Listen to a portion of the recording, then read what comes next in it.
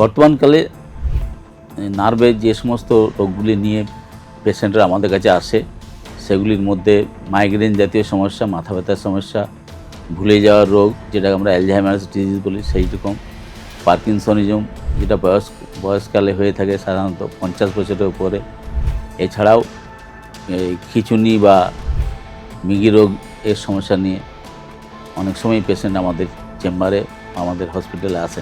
মানসিক বিভিন্ন সমস্যা এবং সামাজিক সমস্যা এবং মাদকাসক্তির কারণেও অনেক পেশেন্ট কম বয়সে আসছেন এই ভুলে যাওয়ার সমস্যা নিয়ে। যেমন বিশেষ করে আমাদের যারা ডায়াবেটিস মেলাইটাস অর্থাৎ যে সমস্ত পেশেন্টদের ডায়াবেটিস রোগ থাকে তাদের বেশিরভাগই ডায়াবেটিক নিউরোপ্যাথি হয় এবং এটি একটি পেরিফেরাল নিউরোপ্যাথি অর্থাৎ হাত পা ঝিনঝিন করা দিয়ে আরম্ভ হয় এবং পরবর্তীকালে অন্যান্য স্নায়ু রোগের সমস্যাগুলি উদ্ভূত হতে থাকে।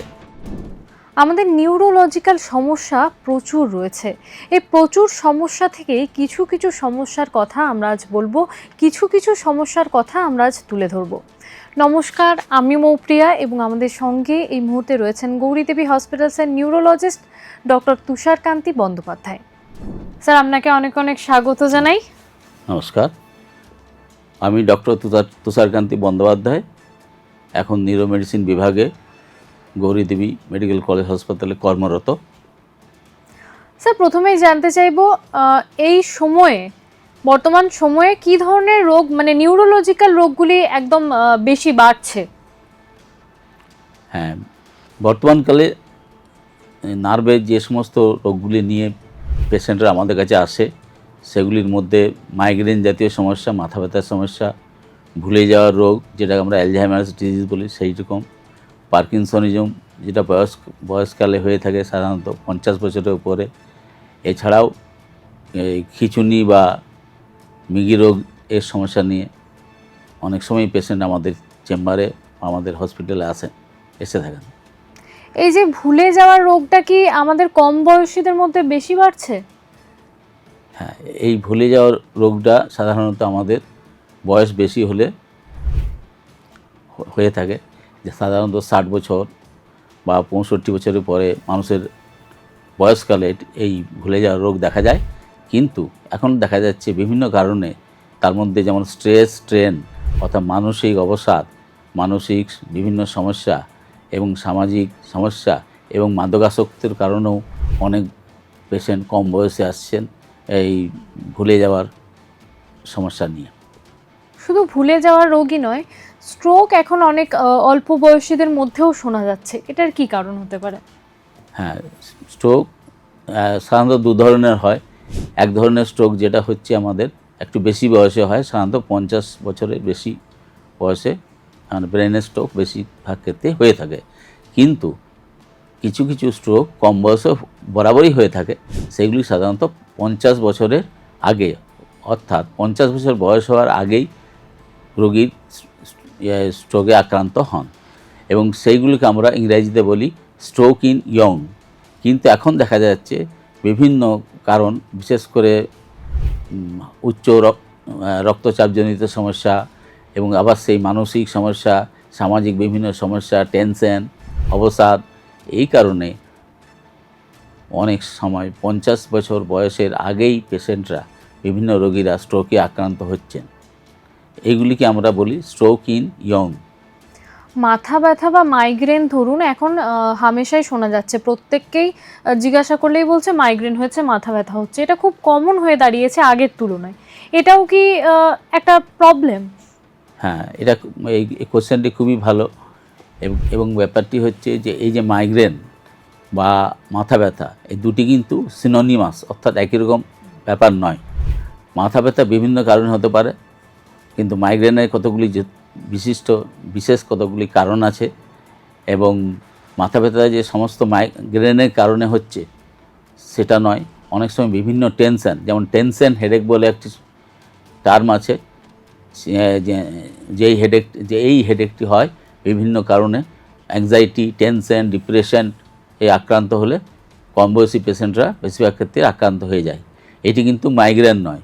আবার মাইগ্রেনও দেখা যাচ্ছে কম বয়সী ছেলে মেয়েদের মধ্যে আগের চাইতে বেশি পরিমাণে হচ্ছে আর কি। তো এর জন্য বিভিন্ন ফ্যাক্টর আছে, খাদ্যাভ্যাস, তারপর নিদ্রাহীনতা, এইসব বিভিন্ন কারণে এইসব মাইগ্রেন একটু বেশি পরিমাণে দেখা যাচ্ছে আগেকার দিনের চেয়ে। দীর্ঘ সময় ধরে মোবাইল বা ল্যাপটপ বা পিসি চালালে কি এই ধরনের একটা সমস্যা, নিউরোলজিক্যাল সমস্যা হতে পারে? হ্যাঁ, এটিও একটি খুবই অর্থপূর্ণ প্রশ্ন। তো দেখা গেছে যে অতিরিক্ত পরিমাণ মোবাইল ফোন যদি ব্যবহার করা হয় এমন দিনে এবং রাত্রিবেলায়, তাহলে সেই সব পেশেন্ট বা রোগীরা নিদ্রাহীনতায় যেমন ভোগেন, সেই রকম তাদের মধ্যে মানসিক অবসাদের ব্যাপার আছে। অনেক সময় মাথা ঘোরানো, মাথা ব্যথা, মাইগ্রেন জাতীয় হেডেকও উদ্ভূত হতে পারে। এবং একই ব্যাপার ল্যাপটপের ক্ষেত্রেও। ল্যাপটপ অবশ্য আমাদের দৈনন্দিন জীবনে জড়িয়ে গেছে, এখানে এটি ব্যবহার করতেই হয়, কিন্তু এটাও অত্যধিক ব্যবহার যদি অ্যাভয়েড করা যায় তাহলে কিন্তু ভালো। আজকাল অনেকেই ধরুন এই যে হাত পা ঝিনঝিন করা বা অবশ হয়ে যাওয়ার মতন কথাবার্তা বলেন, তো এটা কি একটা নার্ভ রিলেটেড প্রবলেম? হ্যাঁ, এই যে হঠাৎ ধরুন আমাদের পা ঝিনঝিন বা পায়ের সঙ্গে দুটি পা সবগুলি ঝিনঝিন করতে আরম্ভ করে, এগুলি অনেক সময়ই নার্ভজনিত সমস্যা হিসাবে গণ্য করা হয়। যেমন বিশেষ করে আমাদের যারা ডায়াবেটিস মেলাইটাস, অর্থাৎ যে সমস্ত পেশেন্টদের ডায়াবেটিস রোগ থাকে তাদের বেশিরভাগই ডায়াবেটিক নিউরোপ্যাথি হয়, এবং এটি একটি পেরিফেরাল নিউরোপ্যাথি, অর্থাৎ হাত পা ঝিনঝিন করা দিয়ে আরম্ভ হয় এবং পরবর্তীকালে অন্যান্য স্নায়ু রোগের সমস্যাগুলি উদ্ভূত হতে থাকে বা উৎপন্ন হতে থাকে। কিন্তু এই ডায়াবেটিস ছাড়াও বিভিন্ন কারণে, যেমন ভিটামিন ডেফিসিয়েন্সি, ভিটামিন B12 এবং আরও অন্যান্য কিছু ভিটামিন ডেফিসিয়েন্সিতে আমাদের এই হাত পা ঝিনঝিন করতে পারে। এছাড়া বিভিন্ন স্নায়ুজনিত কারণ, যেমন নার্ভের উপর কোনো কারণে প্রেসার পড়ার জন্য বা নার্ভের কোনো ইনজুরি হওয়ার জন্য, এবং বিভিন্ন স্নায়ুজনিত রোগেও পা এবং হাত ঝিনঝিন করতে পারে। স্যার, আপনি যেটা কিছুক্ষণ আগে বললেন যে ভুলে যাওয়ার একটা রোগ এখন কম বয়সীদের মধ্যে বেশিরভাগ দেখা যাচ্ছে, কিন্তু এর সাথেও আরও একটা জিনিস হচ্ছে কনসেন্ট্রেশনাল ইস্যু। কনসেন্ট্রেশন করতেই পারে না এখনকার ছেলে মেয়েরা যারা রয়েছে, এটা কি কারণে হয়? হ্যাঁ, এই যে কনসেন্ট্রেশন, অর্থাৎ একটা জিনিস হচ্ছে আমাদের স্মৃতিশক্তি, সেটা হচ্ছে মেমোরি, আরেকটা হচ্ছে অ্যাটেনশান। এই কনসেন্ট্রেশন বা অ্যাটেনশান এইটির জন্য এই যে কোনো পেশেন্ট বা যে কোনো অ্যাডাল্ট বা যে কোনো লোকেদেরই কনসেন্ট্রেশন ঠিক রাখতে গেলে মানসিকভাবে সুস্থ থাকতে হবে। মানসিক অ্যাংজাইটি, অর্থাৎ মেন্টাল অ্যাংজাইটি, টেনশন, অবসাদ, এইগুলি থেকে মুক্ত হতে হবে, এবং শরীর সব এবং স্নায়ুজন ঠিকমতো ঘুম বা নিদ্রাহীনতা থেকে দূরে থাকতে হবে, অর্থাৎ পর্যাপ্ত পরিমাণ স্লিপ দরকার, এবং সেই ব্যক্তির যেন কোনো রকম মানসিক অবসাদ, অ্যাংজাইটি এগুলি কম থাকে, সেগুলি দেখতে হবে। লাইফস্টাইল কি কোনোভাবে নিউরোলজিক্যাল সমস্যার সাথে যুক্ত? হ্যাঁ, আমাদের যে দৈনন্দিন যে জীবনযাত্রা প্রণালী, সেটি অবশ্যই আমাদের বিভিন্ন নার্ভজনিত সমস্যার সঙ্গে যুক্ত। যেমন নিদ্রাহীনতা, আমাদের জানি আমরা মোটামুটি সারাদিনে অন্তত 7 থেকে 8 ঘন্টা যদি ঘুম হয়, তাহলে আমাদের শরীর এবং নার্ভের কন্ডিশন অনেক ভালো থাকে। এছাড়া কিছু এক্সারসাইজ, যেমন অ্যারোবিক ফিজিক্যাল এক্সারসাইজ, অর্থাৎ সকালে বা সন্ধ্যাবেলায় হাঁটা, কিছু বা সেই মতো বয়স অনুযায়ী স্কিপিং করা, এইরকম ধরনের এক্সারসাইজ করলে, এবং কতগুলি আছে যেমন যোগা বা রিল্যাক্সেশন এক্সারসাইজ, এগুলি করলে আমাদের নার্ভজনিত সমস্যা থেকে আমরা দূরে থাকতে পারবো, এবং নার্ভের জন্য আমাদের ওষুধপত্রও কম লাগবে। সাডেন ডিজিনেস বা মাথা ঘোরা, এটা কি একটা জটিল সিচুয়েশনের সাইন হতে পারে? হ্যাঁ, সাডেন ডিজিনেস অর্থাৎ হঠাৎ মাথা ঘোরা, এইটি কিন্তু বেশিরভাগ ক্ষেত্রে অনেকেই আমরা ফিল করে থাকি। বেশিরভাগ ক্ষেত্রে একটু বয়সকালে, ঘাড়ে ব্যথা থাকলে বা কোনো যাদের একটু উচ্চ রক্তচাপজনিত রোগে যারা ভোগেন তাদের একটু হতে পারে। তো অনেক সময় এটা সব সময় যে খুব সিরিয়াস কন্ডিশন জন্য হচ্ছে এরকম ভাবার কোনো কারণ নেই। তবে কিছু কিছু স্নায়ুর রোগ আছে, নার্ভজনিত রোগ আছে, যেগুলিতে কিন্তু এইগুলি প্রাথমিক উপসর্গ হিসেবে দেখা দিতে পারে। অর্থাৎ হঠাৎ করে ডিজিনেস বা মাথা ঘোরা আসতে পারে, যেমন ব্রেনের স্ট্রোকের প্রাথমিক উপসর্গ হিসেবে এটি আসতে পারে, বা সেরিবেলাম বলে একটি আমাদের ব্রেনের মধ্যে একটি অংশ আছে, তার যদি সেখানে কোনো স্ট্রোক হয় বা সেখানে কোনো ইনভলভমেন্ট হয় বা কোনো ইনফ্লামেশন হয়, তাহলেও হতে পারে। কি কি প্রবলেম হলে বুঝবো যে এবার আমাদের একজন নিউরোলজিস্টের প্রয়োজন রয়েছে?